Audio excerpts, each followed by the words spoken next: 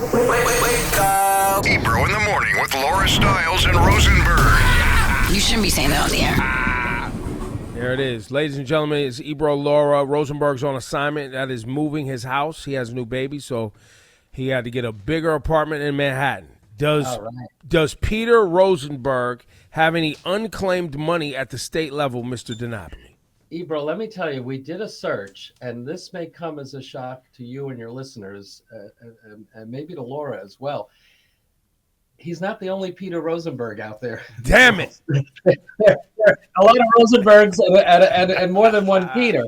I'm partial to Peter because that's my middle name. But what I'd suggest is have Rosenberg, after he settles in, follow up with my staff, and we'll try to figure out whether he's one of the Peter Rosenbergs that's in the system. Okay, so now let's do mine. My real name is Ibrahim Darden. Maybe there's some stuff for Ebro at the state level. How much money you got for me, Thomas DiNapoli?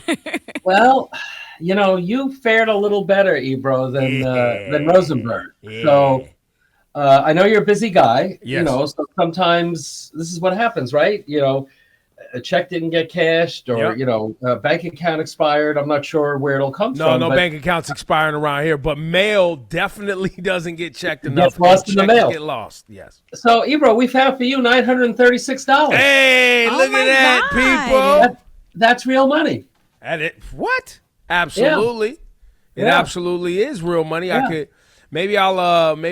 Well, since we're talking to a state government official, I won't say what I could do with the money. But anyway, it'll be legitimate, and it'll be something that doesn't get anyone in trouble. Well, it's interesting. You know, most of the recoveries from unclaimed funds are $50 to $100. So but some of them could be in multiple of hundreds or even in the thousands. So yours is actually one of the bigger returns. Nice. But you should ask if your friend Laura there has any money. Yeah, I'm curious because a friend of mine sent me a link, I want to say, I don't know, maybe last year, and I looked into it, and I actually did get a check in the mail from you guys. So I'm wondering if there's any more. Oh, wow, well, more. What we found, I'm assuming this is more rather than the check you already received, but we found $110. There you go. I'll take it. I'll take it. Laura owes me money anyway, so she can take me out to dinner with that.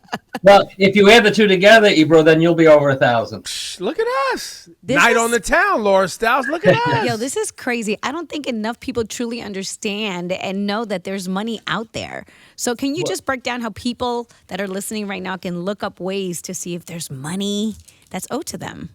Yeah, I mean, I'd be happy to share that. And let me just back up by saying, just to understand the context of the law, how it's set up. If you have, this is most typically like an old bank account. And often what happens is someone moves and they don't keep up activity with the bank account, or they don't let the bank know that they have a new address or a new contact number. This happened to me once. I moved. And I got a call after a couple of years. I had an old savings account I didn't do anything with. And I got a call. My phone number didn't change. My address changed. They didn't have the new address. So they called. They said, we're looking for Tom DiNapoli. So this is me. So we have this account. I'm going to turn it over to the state because after a certain amount of time, it depends on the account, the financial institution has to turn the money over to the state, and we keep it in safekeeping. I said, no, it's still me. I'm here. They said, well, keep your account active or just let your bank know what your new address is. So what happens is an old bank account where they lose track of you, let's say a health insurance check that never got cashed, got lost in the mail, as Ebro was saying before, never got cashed, a security deposit with Con Ed or with a utility. Right. Again, you never collect it. A life insurance that somebody left you in a policy. Different ways money comes to us. We keep it in safekeeping until we find the rightful owner or they find us. The easiest way to see if your name is in our system is to go online. We really make it very easy. In fact, most of the recoveries now, well over 80%, are done when people search online and they apply online, and really in a matter of days, if there's an immediate match, they get the check, they get the money. So the answer is to your question, go to our website, right? And if, it's OSC, or Office of State Controller, .ny.gov. Click on Unclaimed Funds. And your listeners don't have to worry about the name of the website. Just whatever your search engine is, put in New York State Controller, click on Unclaimed Funds, you could search online.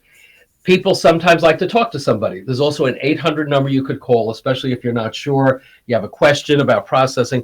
That's 1-800-221-9311, 1-800-221-9311.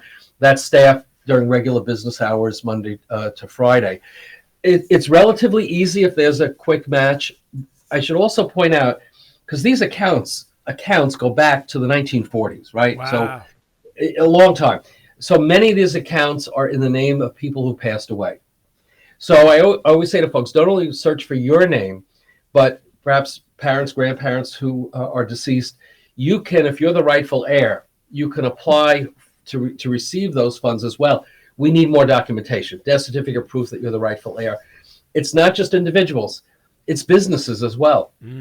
You may be an entrepreneur, maybe you have a small business.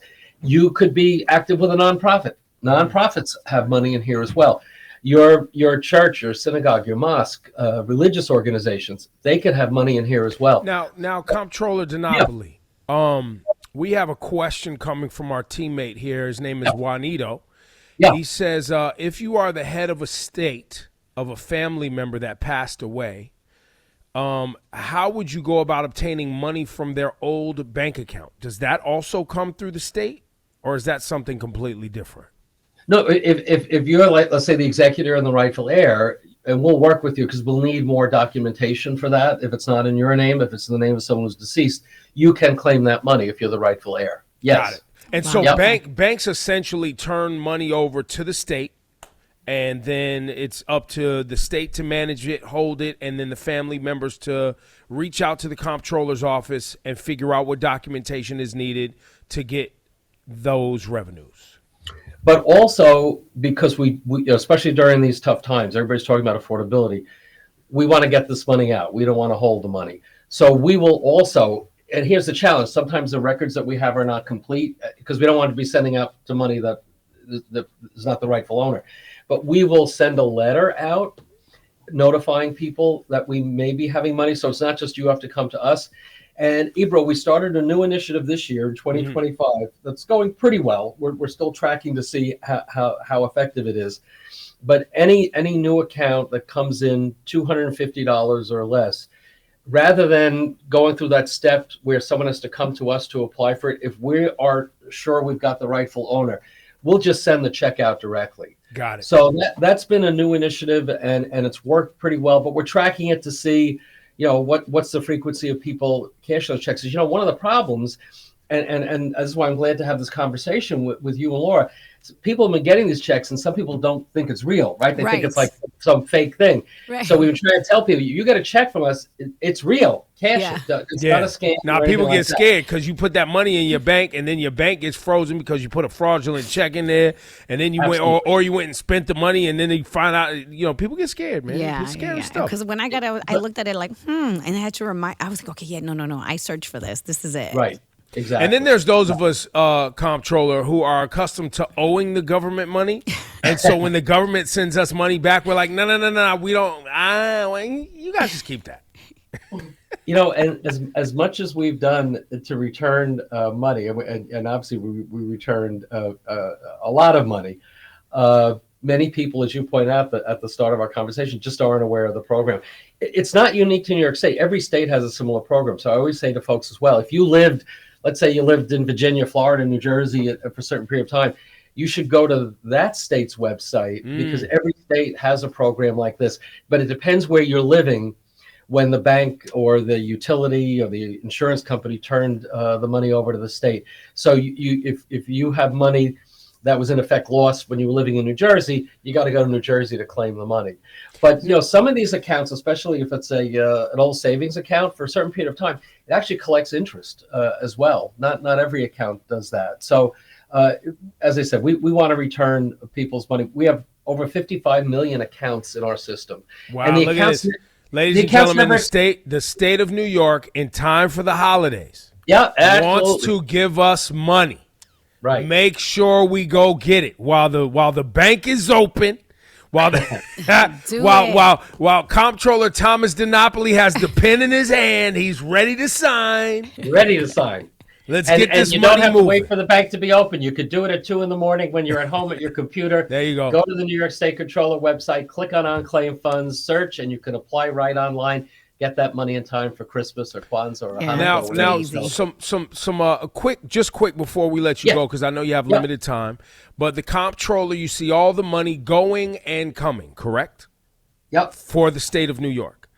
We live in a time, as you pointed out, where times are hard, for people right now due to things beyond your control with inflation and all this stuff. How healthy financially is the state of New York? And where are we headed in the next fiscal cycle for the state of New York? And what do you think the biggest headlines are for us? The good news is today we're in good shape fiscally. The state is having tax revenue coming in higher than projected, which is good news. The challenge, though, is the second. Is that part being helped by the cannabis stuff and all that stuff as well, or other things? That's part of it, but most of the revenue actually is personal income tax revenue. Business taxes are part of it. Got it. And gaming revenue, all the different revenues. But despite people saying, "Oh, things aren't so good," money is coming in higher than projected. Not everybody's moving out of the state, right? As some people are saying, "Oh, it's too expensive." No, that's not quite the case. The problem is the second part of your question. As we go into next year, we're going to start to feel the impact of the federal budget cuts, particularly on healthcare. It's going to be hurtful to people and families. It's also going to impact the revenue because one of the big state programs is Medicaid that many people rely on. And that's where the federal budget from this administration really targets money going to the state. So I think next year's budget process is going to be a tough one. Okay. We also benefit from Wall Street doing pretty well, but nobody knows how long that's going to last, right? The stock market is up, it's down. So I'm a little concerned about where we're headed next year and in the out years. There are budget gaps, and it really is the impact of the federal government cuts. What will the impact of tariffs be on our economy? So there's some unforeseen, a lot of uncertainty. And so everybody's kind of like holding on, kind of white knuckling the situation, right? Holding on tight. But good for now, so no reason not to be happy for the holidays. There you go. Thomas DiNapoli, it was a pleasure having you on. How long are you on the job this go round?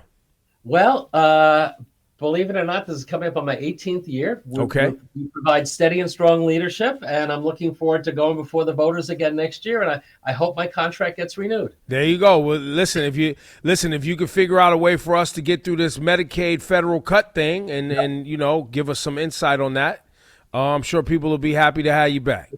I'd love to come back, Ebro. Thanks to you and Laura, and tell Rosenberg to be in touch. We'll have to figure out if he's one of those many Rosenbergs that's owed money. That's right. Maybe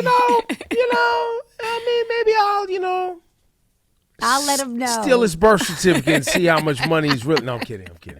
Thomas DiNapoli. Thank you. Comptroller for New York State. Thank you very much for your time today. Thank you. It was great to be with you.